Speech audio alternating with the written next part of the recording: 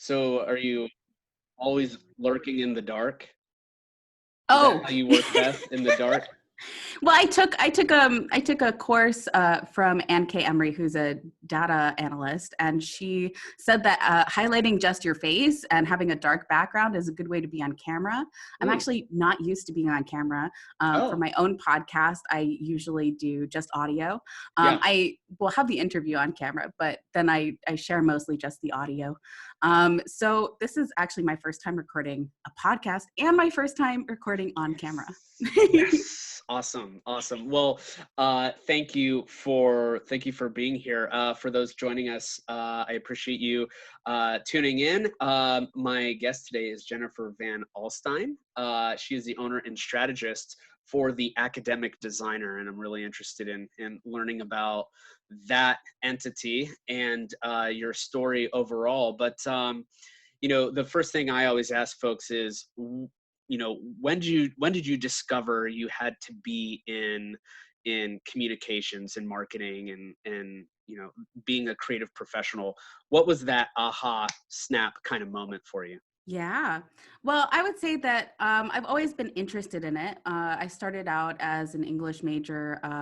And during that time, I was editor in chief of my university's literary magazine. Hmm. And one of the things that I really wanted to do for that magazine was bring it more online. It was something that everyone at the school knew about, but it wasn't really reaching the larger community. So I created a website for them. I started doing some social media for them. I will say it didn't last, but it made me realize that it was something that I was interested in. So then, as I continued school, I went on to get an MFA in writing and poetics at Europa University. When I got there, and they gave me the chance to do some work in that area as well, especially during events, I had a lot of fun with it. And Yeah, I just kind of realized that it was something that I loved. that's But cool. I would say it wasn't a plan. It was just something that I recognized at that time that I was really interested in. Right. I'm glad to hear you say that because the consensus that I've found with the folks that I've spoken with is that it was never a part of a plan. It was like set Yeah. in their lap, or they walked into it, or they just happened to discover this interest or passion or talent that they had for, marketing, design, and stuff like that. Hmm. So, I appreciate your story thus far. Not that I wouldn't otherwise, but you said you had two master's degrees. Yeah, I have a MFA in writing and poetics. I focused on poetry, and it was something that I really love and continue to write. Mhm. And then I was really interested in continuing my scholarship in criticism. So I continued on to get a master's in English literature, where my Okay. focus was medieval poetry, essentially, Okay. especially nature in medieval poetry. So you may be curious, like how I got from there to now, like in the digital world. As a matter of And fact, I am. Yes. yeah.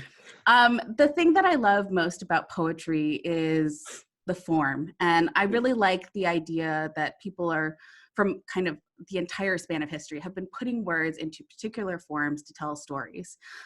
When I encountered social media more professionally, I'd been writing poetry for a few years and had been publishing and had gotten some awards. And so I felt like that was something that I was good at.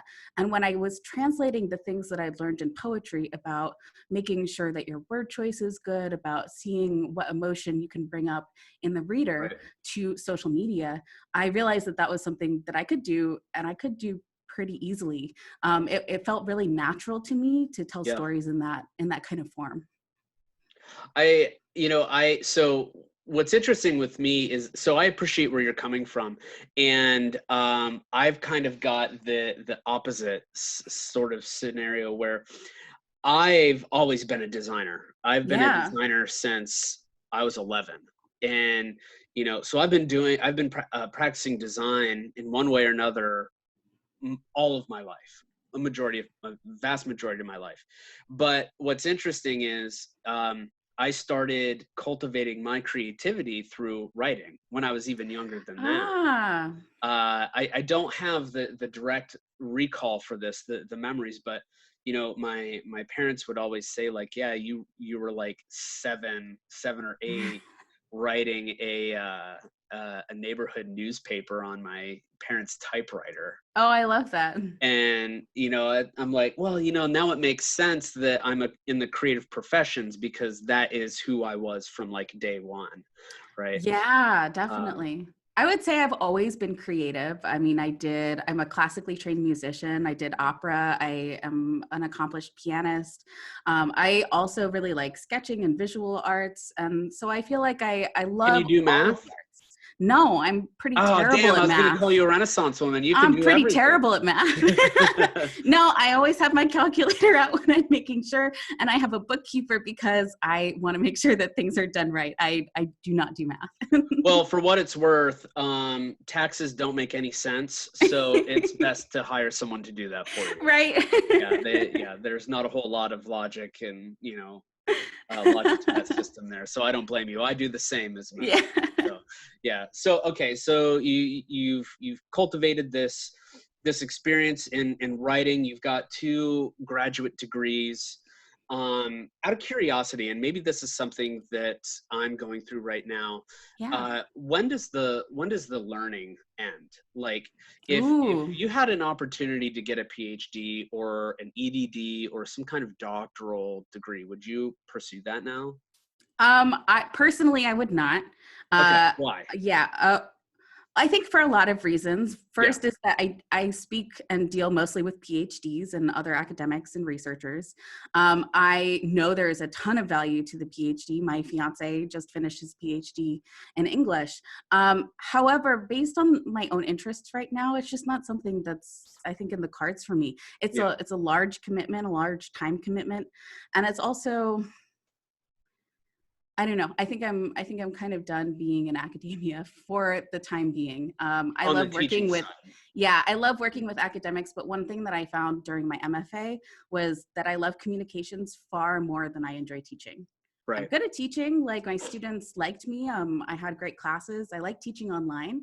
Hmm. But maybe that was the key. I preferred teaching online to teaching in the classroom. And so when I started being able to do more remote working through communication strategy, I realized it was something that was a great fit for me and for my own kind of mental health too. Yeah, I'm glad to hear that. And so I was in a PhD program for like a month, Hmm. and it was a PhD in community engagement, which Okay. is, thematically perfect for my academic research and my background in the arts and everything. Like, it made total sense. And then Right. I got there and I realized, like, what am I doing? Like, there were some other circumstances which I won't mention, which left me to, which basically forced me to leave. And, ultimately is my decision. But I had just started this new job at Pitt, and I left teaching after a decade, and that was a hard transition, Yeah. and I'm still dealing with it despite the fact that I'm adjuncting. And I'm just sitting there in class and I'm thinking, like, I don't think I can learn anymore. Not to say that Uh, I'm not saying that I don't have things to learn. And in fact, I feel like I have a million things to learn right now. And perhaps I'm putting too much pressure on myself to figure out how to learn them. But I'm just sitting there and I'm like, I don't know if I'm teachable. Uh, I know exactly what you mean. Yeah. I felt very similarly by the end of both my graduate programs. And I think that for the PhD, I just know that I'm not in that mindset to learn in a classroom setting and have assignments. Well, Yeah. I'm sorry to interrupt, but like, maybe one thing that you're going through or you've realized is that practice work is more exciting. I find it really exciting. Yeah. And honestly, I felt like I've learned so much in the last 2 years, from experts and from continuing certifications that I'm doing, that I don't really miss learning in a classroom environment right now. Yeah. Maybe it's something that down the line will speak to me again, but for the foreseeable future, it's just not something I'm interested in. I want to Well, help people right right. now. Well, not only that, and maybe this is part of what you do with your consultancy, but like, I'm finding that um, a lot of PhDs that are in school right now, especially amidst the COVID outbreak, they're really second guessing going Mm, into their doctoral program. And those that are graduating, perhaps similar to your fiance, they're finding that the jobs aren't there for them. No, the jobs aren't there. Yeah. My fiance has been job hunting for a long time. I'll be open about that. Yeah. He's looking for something that's a good fit in a location that he'll be happy with. He was definitely on that tenure track mindset for a long time. And when Yeah. the particularly American literature market just is non-existent, he realized he had to change. And it's like a big mental thing too. Like, Yeah. I see it going on all the time in essentially every field that there is in higher education. Well, for what it's worth, I was a creative director for a consulting firm down in North Carolina for about a year. And it was owned by a professor, a PhD, Mm-hmm. who I was colleagues with. And he was much more interested in the practical side, but what he was doing was he was taking those practical experiences and then dropping some philosophy and theory on top of it, and then he was able to produce, publishable content That at makes conferences and sense. whatnot. But his background was more in technical communication, Mm-hmm. and I keep getting emails about UX writing. I don't know Yes, if you see this, like user experience writing, and a lot of tech companies are actually needing that particular background right they now. really So do. for what it's worth. Yeah, absolutely. Yeah. Um, so yeah, so that's kind of what I'm going through, and maybe that's just some runoff from having to cope with being self-isolated. I as an extrovert, like I'm not seeing people, so like that this podcast serves like this, soothing sort of function, like, hey, I'm scratching that itch, so to speak. Oh, that's funny. I'm an introvert, so I I enjoy could doing tell. this virtually. But Yeah, if I was with you in person, I think I'd be more nervous. I think yeah. that I might not even say the same things or volunteer the same stories. So definitely for me, this is more comfortable. That's funny. Yeah, when you said you loved online teaching, I'm like, oh, well, she's an introvert, Oh yeah, I 100%. loved Yeah. it. I had so much fun with it. What was your experience like in the classroom? What were you like as a teacher? Um, I'm a really friendly teacher, and Yeah, I would say that I only provide the information that students need to learn. yeah, So that meant that definitely some of my classes were a little bit shorter or had a little bit less than a lot of teachers would probably include in composition courses. yeah, But I saw so many of my students significantly improve their writing. So I really felt like my lesson plans were coming through to what my goals were. And so I really had no problems with the classroom, except that I found it pretty tiring. yeah, And it wasn't the teaching part that was tiring for me. I'm pretty empathetic as a person, and I spent quite a bit of time on the student affairs side of higher ed. So when I was kind of going into teaching, it was hard for me to turn off those portions. Like I hearing about what was going on in my students' lives all the time was something that was great because they were opening up to me. But yeah. I felt like I was also carrying that. And that was too much for me. And I realized that would be my future if I kind of stayed in academia. Yeah, especially if you are in the Midwest or the Rust Belt, those experiences weigh heavy on your soul. I had a lot of students that, they came from a Rust Belt background, which Mm-hmm. by itself is fine, except that like their entire lives and even a good portion of their parents' lives has just been defined by economic ruin. Yeah, They right. grew up in an area that was once thriving, is now devastated, can't Mm-hmm. come back, or it's inch by inch. And some of these students are first time college students. That's Yeah. still a thing. And they're not getting the support from home that they need, on top of the fact that like maybe their families are always struggling for food or money or Mm-hmm. whatever. And yeah, it absolutely takes a toll. I mean, a Yes. good portion of my time as a teacher, especially during office hours, was just trying to help these students figure out some of their crap, Uh-huh. outside of the classroom, because they may have been great students, but you know so I don't blame you in that respect. It is definitely tiring. Yeah, it was just too much for me. And I could definitely recognize the difference when I was teaching online versus when I was teaching in person. Yeah. And I felt like I was a better teacher online than in person, partially because of that. Yeah. Well, regardless of the format, I'm glad that you had the experience of that because it really develops a very special empathy Yeah. Mm. for your fellow man and especially students. And that is not necessarily something that is universal. It's not like every Yeah. professor, every teacher has that empathy built in. I agree with that, definitely. And maybe it's because we were on the creative professions side of things that we needed that empathy because ultimately our work is art. Mm, hmm.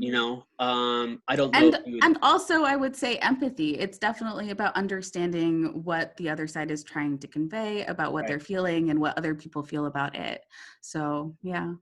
So you've got all of this experience on the faculty side, on the student side, in higher ed, and Mhm. now you're running your own consultancy called The Academic Designer. Yeah. What So is this about? essentially, when I was finishing up grad school, I was sitting in the graduate coordinator's office, and she said, so I'm trying to put together this professional writing team for the department next semester. I don't really know anyone and their skills, like who's good at social media, who's good at like web writing and stuff like that. And I said, Yeah. I want that job. I pushed so hard. I was like, here are all of my qualifications. I know that I'm scheduled to teach 2 classes next semester, but this is what I want to do. Mhm. I think that this would be a perfect fit for me. And she said, I don't know, like we're definitely looking for someone who's not graduating this semester. We want someone who can continue with us next year. And I said, I am a great planner and strategist. I will put together guides for your future teams. I'll help put together strategies, Right. whatever you need.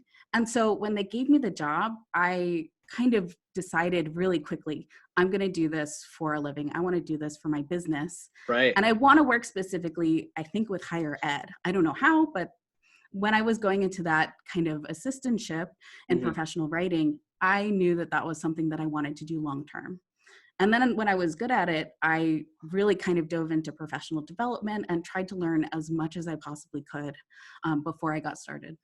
So that job was essentially your incubator experience. Yeah, Yeah. absolutely. And I would say I didn't have a lot of oversight, which meant that I had a lot of freedom to really decide what the social channels were going to be saying, what their goals were, and really kind of figuring out where we needed to go from there, what needed to be updated, and Mhm. why. So how long have you been doing your own or operating your own practice? Excuse me.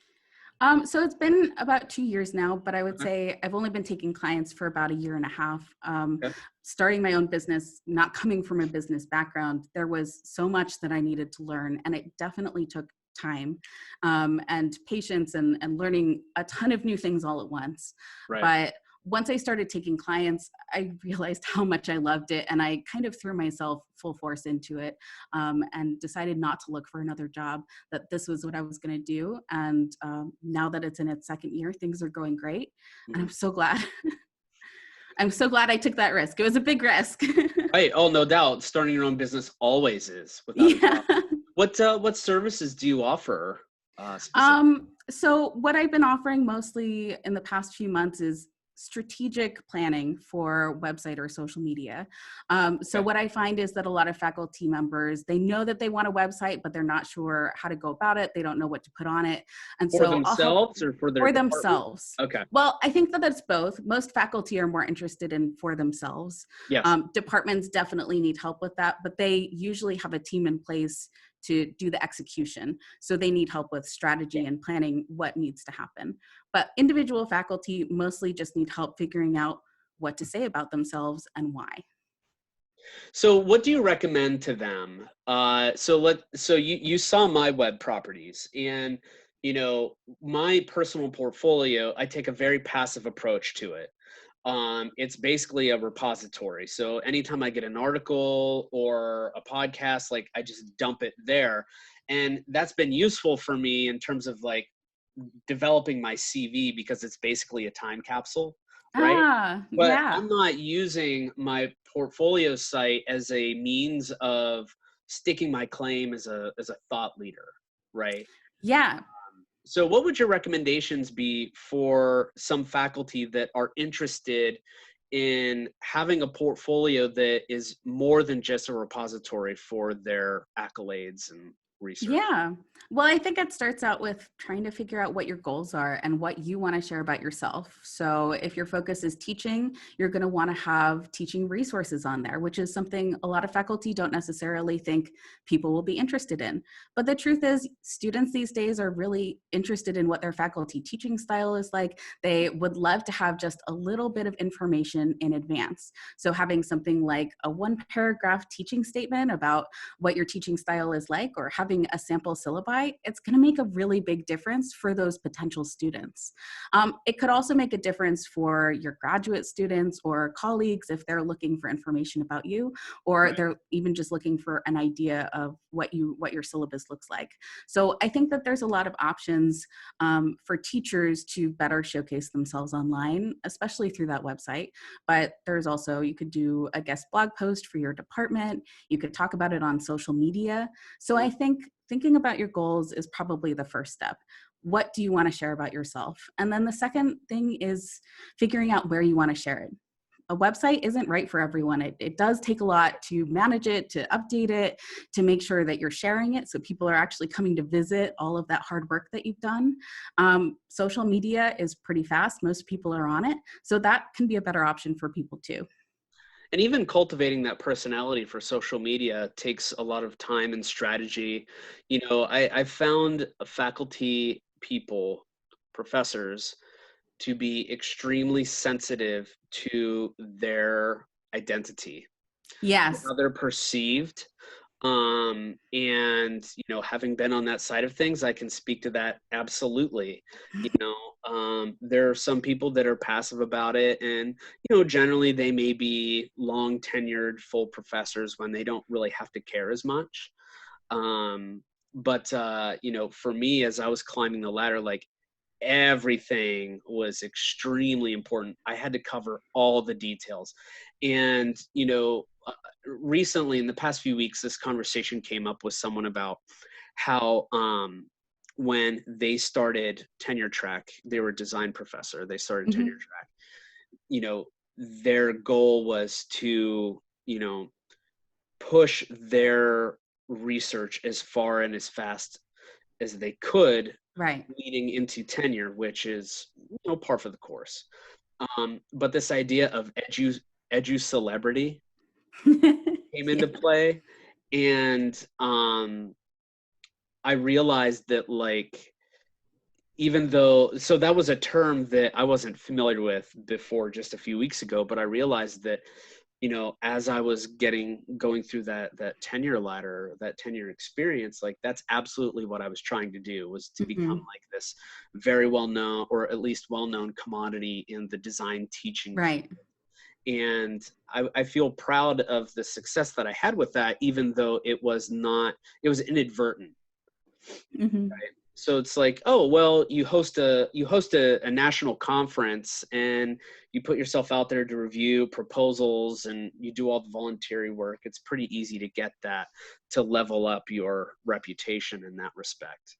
Um, what do you say to your clients that are maybe in that position? Like, is it okay to want to elevate your profile and have that reputation, or is it okay to want to aspire to that edu celebrity status, or what do you think?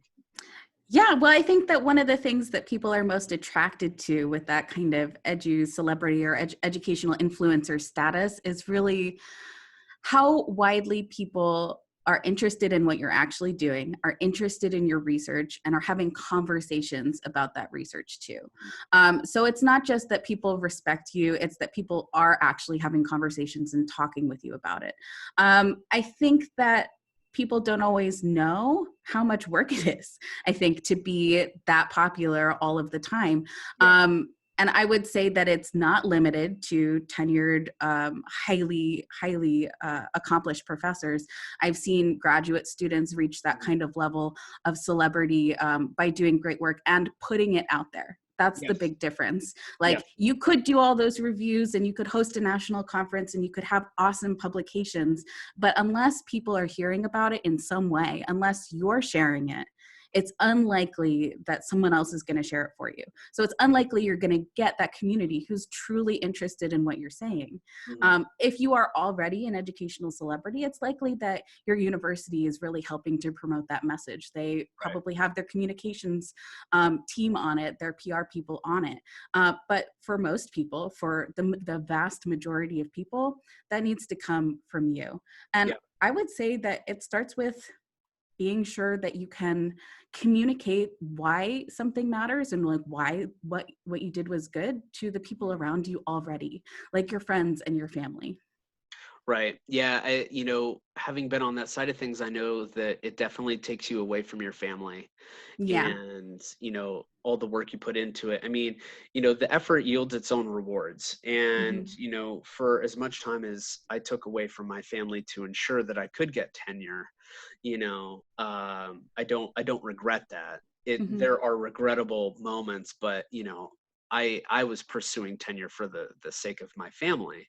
Of And, course. you I know, think I think I mean like sharing your accomplishment with your family, oh, of course. not Yeah. just sharing it with the design community, but No, I know. also Yeah, yeah, absolutely. And well, to that point, like, they were a part of that. So like yeah, getting tenure, getting the governor's award, getting all these other accolades, like those things wouldn't have happened without their support, right? right, Yeah. yeah. So, but now that I've been out of full-time teaching for an academic year, I've been able to cultivate these really unique perceptions on just exactly how I was functioning as an academic and Mm. how how much I was pissing off other people just by being productive. So, Yeah, I think that yes, that can definitely happen. And I think that that's the initial reaction, that like when people are on Twitter and they see all these people posting about their accomplishments, some people will go ahead and like it. They're like, that's awesome because that's really hard to do. And other people just feel bad, like they should have done more or they weren't oh, productive enough. And right. so I see a lot of that kind of dichotomy play out on social media, especially on Twitter. Yeah. One of the recurring elements or recurring themes of my interviews with folks, especially if they're in, hi, Rachel. Hey. So this is one of my colleagues. All right, I'm gonna boot you out and we'll kick back into things in a few minutes, okay? All right, she can hang out there. Anyway, so there's a damn near 40 podcasts. There she goes. Damn near 40 podcasts, and that's the first time that's happened.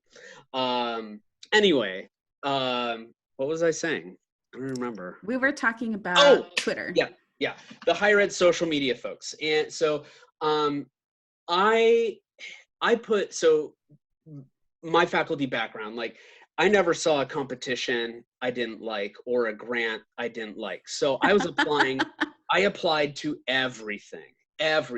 And part of the reason for doing that was I was developing my writing, Hmm. and I saw it mostly as a learning exercise grounded Hmm. in a practical output. So, if I didn't get a grant, then okay, fine. I learned how to write it. I can take that language, repurpose it for other things. Sometimes I'd get it, sometimes I get the scholarship and then have to figure out how to do the thing. But now that I'm on the staff side in higher Hmm. ed and um, I'm getting a sense of what things are like, and I'm trying to encourage people to, like, especially if you're in higher ed marketing, submit to competitions, submit to conferences, and try to boost up your work as much as possible. I've seen faculty people submit their work for consideration uh, into competitions, and their work wasn't any good. but they did it anyway. They did it Um, anyway. Yeah. Right. So I've been trying to get people to understand, like, your work has a lot of value, and you should put it out there to be measured against the people that you respect. I would say I'm pretty similar. I definitely went out for things that, like, someone didn't give me permission to apply to national conferences. I just did it. And then when I said, hey, I got into the MLA conference, people were like, who told you to apply to that? And I was like, no one, I Right. just did it. And obviously they liked my proposal since they accepted it. So are you Right. going to tell me I shouldn't? I felt like there was a lot of that when I was in grad school, where I was just like, I'm going to do this thing and let's see how it goes. But I was always encouraging my friends and the people around me to do the same. And I think there's a lot of apprehension about putting your name out there, putting your writing and your work out there to be judged. Mhm. And at least in English, a lot of my colleagues felt very apprehensive about that kind of thing. So Yeah. it's great to Yeah. hear that you going after things was more of a practice. It seems like a mindset thing, in terms of how you were approaching applying to grants and applying to contests and awards. Oh, yeah. Yeah, it absolutely was. I mean, for me, as a designer, I wasn't publishing papers because Hmm. that isn't entirely appropriate for my field. Right. I was getting logos in competitions and getting logos in books, but I was also doing client work, which is a form of peer review. Yeah. And so I grounded a lot of myself in that, and then also the grant writing. So in where I was, grant writing wasn't even a measurable thing that you Mm. could utilize in your tenure track process until we had to change the governance and bylaws to get that accepted. And Wow. yeah, so it's like, That's shocking. yeah, so the first grant I co-wrote, I got $100,000 from the National Endowment for the Arts. And it wasn't even something I could use towards tenure until we had to change the bylaws. And Until even, you petition for it. That's yeah, crazy. yeah, and then even at that point, some of the people I was dealing with, they were just like, well, no one's writing grants, why would we incorporate this into our accepted measures for tenure? And it's just like, Oh, that's so interesting. you Because may I not, just in but different fields, like it's yeah. like the gold standard sometimes, especially like research funding. So Well, that's so surprising. where I was, it was a really unique kind of Yeah, yeah. stuff. Well, thank goodness you got it changed for all Right. the people to come, right? Yeah, absolutely. Yeah, if there's one thing that I did, it's that. So, so you're 2 years into your business, right? Mhm. Um, what does the future hold for it? Where can you expand? How can you grow? How is your business being affected now by the Mm. outbreak? Are you seeing an uptick in business, or what's going on? So when I started out, I really thought I was just going to be building faculty websites, and it would be more of a side hustle, and maybe I'd dive more into communications and a full-time job. But what I realized was I was recognizing a lot of areas that faculty needed help, and by doing that kind of research of what faculty needed, I was also learning what their academic programs needed, what the research centers needed, and what other educational societies most need to communicate with their audiences. One of the things that I have been focused on is how many types of audiences are coming to these sites. It's not just students, it's not Right. just faculty around the world, it's also research funders, people who have a particular commercial stake in that research. There's all sorts of people that are coming, and really they need to communicate with all of them. So my focus now is helping faculty with the strategy side, and now I'm focusing on working more with corporations and businesses in that higher ed field and in Cool. that sector. That's great. So I saw quite a bit of a downtick in clients when coronavirus happened. I think that's because higher education as an industry just kind of has been struggling financially. Faculty members have been struggling to balance everything. I mean, it's so much to transition all of your courses online and to learn so much new technology all at once. Right. Now that the semester's kind of ended, I'm getting a lot of emails and calls about potential clients. So that's great. But there was definitely a downtick during coronavirus. Yeah. Absolutely.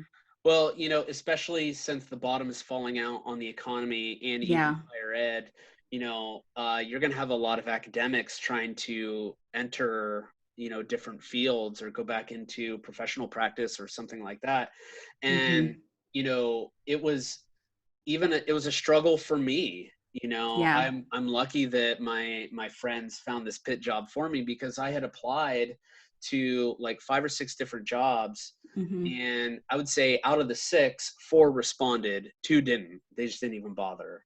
I mean, Of that's still a great response rate. I Right. have I Yeah, have friends coming surprisingly. out that are applying to like over 100 universities for Right. positions with that full packet of like academic, portfolio, Right. and they're hearing back from maybe 10% of them. hmm Yeah, and so here's something of interest. So, when I applied to those 6 jobs, it had everything to do with my cover letter and Mm. my resume. It had nothing to do with my portfolio. Of the 4 people that responded, they basically, and these were arts organizations, they're like, "You're overqualified. We'd love to hire you, but you're overqualified, and as soon as we hire you, you're going to leave because you'll be Hmm. bored." So I had that working against me. My academic CV was obviously gigantic and just Right. not even something anyone wanted to realistically look at. But so was my cover letter. My cover uh, letter did a great job of addressing all of the hot spots of my career and some of my accolades and some of the things that made me really fine tuned for these different positions. And they're just like, this shit doesn't really matter. yeah. So what I changed my cover letter.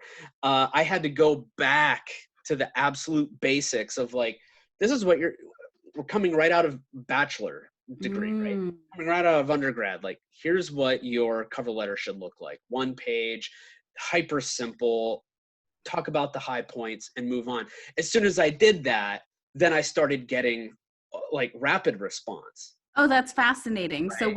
once you changed up what you thought the expectations of the reader were, you got all the responses that you had been missing and that you had Right. expected with actually showcasing your accolades. Yeah. So my CV went down to my resume went down to 1 to 2 pages. My cover letter was 1 page. And of course, you want to design these things for your audience. Like, that is the core principle, number 1 rule, right? But as an academic, I was out of that pocket. And Right. despite being a designer and knowing that, the context was different. And I'm thinking like, well, I'm coming in with all of this stuff. I think people would be excited to talk to me. And that Because wasn't that's how you get grants. right, because that's how you get grants. And yeah, and those accolades make a huge difference with pursuing that kind of stuff. And then, yeah, I came to find out like, no, this isn't resonating at all. Hmm. I mean, some people would be really excited about, having a governor's award employee or whatever, but it was just not, it was just out of touch. You know what it was? I was speaking a different language. Yeah. The things I had to say mattered, but ultimately it was how I was saying them as Mm. an academic in an academic voice to a non-academic that really did not work in my favor. Yeah, that makes a lot of sense. I Yeah. think I And focus this a was lot an on that. also higher ed institute. There were some universities I applied to, and they And they did, still didn't want. yeah, that didn't take it all. Yeah. So anyway, I digress. Oh, that's so funny. Well, I would say most faculty who approach me mostly have the same kind of problem where they're so used to speaking in that academic voice, Yep. they have no idea how to communicate even their bio about themselves to other people. So a lot of it's just having a conversation and talking, and it's like, well, I don't know anything about what you're doing. Why don't you tell me about it? And then we can come up with something, because I feel like in academia, we know that the people around us, in our colleagues and even our students, have a good understanding of the terminology and the jargon that we use. They have a good understanding of maybe history that we just assume that they know because they're in that field. But Right. when we're talking about a website, when we're talking about social media, you encounter hundreds, thousands of people that just have no idea what you do, and you have to speak with them too. Yep, I agree. So I'm going to ask you for I guess some solicited advice for free. Yeah, go ahead. All right. So I had students this year that were graduating, and they're graduating into an economy that can't support them. They've Right. got all the ambition and energy in the world to kickstart their careers and to do amazing things. And they've just been provided this massive false start. Like, Yeah. some of them had job offers rescinded, some of them had internships canceled. What would be your recommendations for them on how to move forward and beyond this present time to really, you know, kickstart their careers now in this time of self-isolation? Yeah, I think for me, starting to take on projects with individual clients as a freelancer would have been very beneficial if I was going through the same time period. As a graphic design student or as a design student, you definitely have the skills. You probably have a portfolio in place already for when you are applying to that internship or that job. And reach out to the people that you know and see if anyone needs help with something right now. There's not too much, like, you don't have as much control as other people would have had when they came out of their degree to say this is what I'm going to do, but this is what field you were interested in. So whatever you can do to continue working in this field now would be beneficial. I would say don't take on free work unless you have to and can afford to. Mhm. But there's definitely opportunity out there for individual projects, so you can continue your practice. That being said, I have found that I've learned far more about helping my customers in this field from other industries. When Yep. I was working in conferences and events, I really got to learn how events work, how they run, how the person who is handling all of the logistics operates. And that really helped me understand how to ask good questions and understand my clients better. When I was working in residential life, it helped me understand students and helped me understand what their needs were and what people are willing to and not willing to talk about when you ask them. So the positions that I've had in different areas have really helped me be better with my clients, be better at finding solutions, and being more creative with my work. So don't think that just because you might have to enter another field temporarily that you can't learn a ton from it. Yeah, so that's my advice. I'd agree with you on that. Absolutely. One of the things that I'm learning the most from right now is, so I'm doing trying to do a lot of self-education on, Mm, data analytics, yeah. content strategy, all the marketing things that we care about. But I'm trying to expand beyond that a little bit, looking at data analytics, and that speaks to my research background, but also storytelling and Yeah. fiction writing you Oh, that's know great. um and I but also illustration.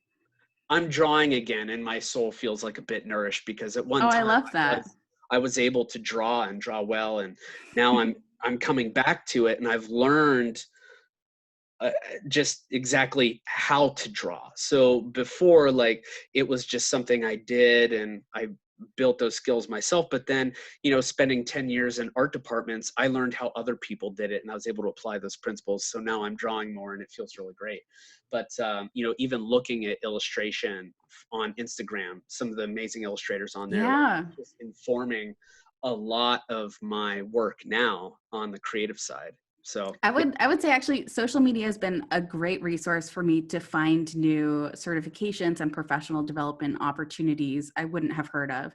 I'm like you, I'm always interested in learning new things and developing my practice in new areas, not just what I'm already good at. And so I meet people all the time that are like, hey, I just took this illustration class, or I just took this data visualization class, or here's a webinar that's coming up that you might be interested in. And I'm always the first to say, yes, sign me up, yep. because maybe I'm not going to be interested in it, but if I didn't attend, if I didn't figure out if I was going to, if it wanted to be something that I wanted to learn, Mhm. then I wouldn't know. So I do usually turn to social media for that, because it's people who are already researchers and already in my kind of larger community. And so if they're saying that this is something they took and it works for them, then it's usually something I'm willing to look at too.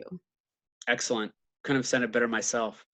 So, Jennifer, if folks are interested in learning more about you and the academic designer, how can they find you? How can they reach out? You can find me on my website at theacademicdesigner.com. I have a blog full of advice there, and I'm on social media at Higher Ed PR. Awesome. Well, this was great. Thank you so much for your time. And I'll hit you back up when I want to talk about that higher ed social media marketers writing circle. Great. This was so much fun. I had a great time. Yeah. All right. Take care. We'll talk to you soon. Thanks.